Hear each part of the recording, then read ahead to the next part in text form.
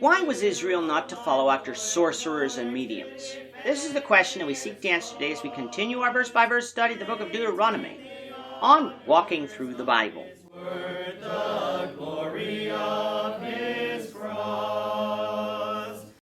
If you have a Bible with you, turn to Deuteronomy chapter 18. We're going to be reading from verses 9 to 14.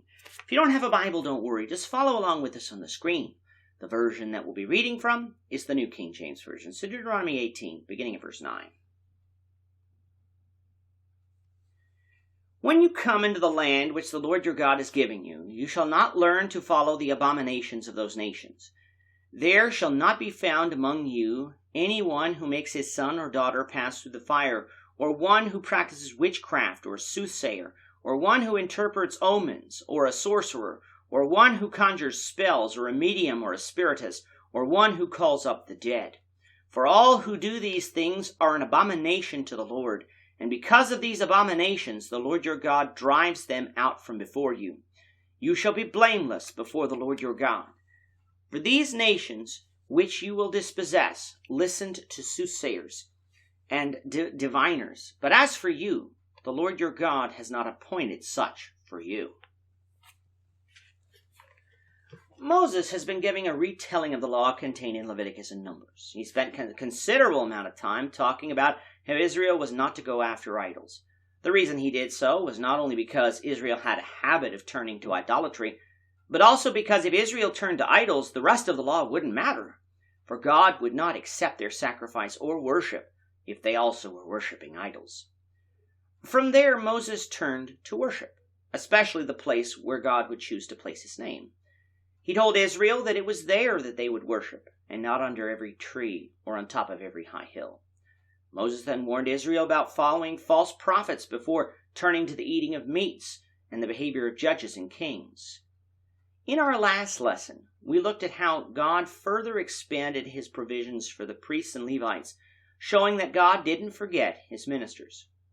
Moses now turns to dealing with some wicked customs, which will then segue into the more famous part of this chapter, at least for Christians. We need to remember that the Canaanites were being driven out of their land not because God despised Canaanites as people, but because they were idolaters who refused to repent. So often, though, when we think of idol worship, we think of graven images and bowing down to things made by man. And while idolatry includes these things, it also includes other abominable practices. One of those practices involves human sacrifice. That's what verse 10 means when Moses says that Israel was not to let their sons or daughters pass through the fire. It wasn't simply meaning child sacrifice, for sons or daughters can include adults. In many ancient cultures, human sacrifice was done in order to appease the gods, these gods being false gods, or as a way to get the gods to send rain, for cultures often mixed the blood of those sacrifices with the soil, believing that it would be that their gods would improve the overall soil's fertility. Such is utterly preposterous to believe, but because these peoples had left the true God in the first place and worshipped false gods, it's no wonder that other false practices crept into their worship too. Human sacrifice is an abomination to God. Now, some people want to ask why, especially in the light of Jesus being offered as a payment for sin. Yes, part of it has to do with man being created in God's image, and thus God not creating us for the purpose of being sacrificed to him, though that doesn't entirely explain why God sent Jesus to die on the cross for sins. But the other part has to do with the sacrifice itself. We've been seeing all along that sacrifices offered to God must be without blemish, meaning they must be what God prescribed, and they must be in the best condition. Because of sin, man is blemished. And so, just as offering up to God a blemished animal would have been sinful for Israel to do, so too was offering up blemished men and women, sacrifices that God didn't even ask for. Jesus was accepted by God because he was sinless. He was a perfect sacrifice, and his blood could therefore pay the price for sin. Because of sin, though, and because of God's explicit commands, human sacrifice in all forms was an abomination to God, and not to be practiced by Israel under any circumstance. Among the other idolatrous practices of the people of Canaan was the practice of witchcraft, sorcery, and the use of psychics, mediums, and spiritists who supposedly spoke to the dead. All of these practices were abominations too, Why? Because all of these practices were lies, claiming to have power that only God can have. Casting spells in order to cure diseases or curse an enemy is something that mankind cannot do. Telling the future or speaking to the dead is also something that man cannot do.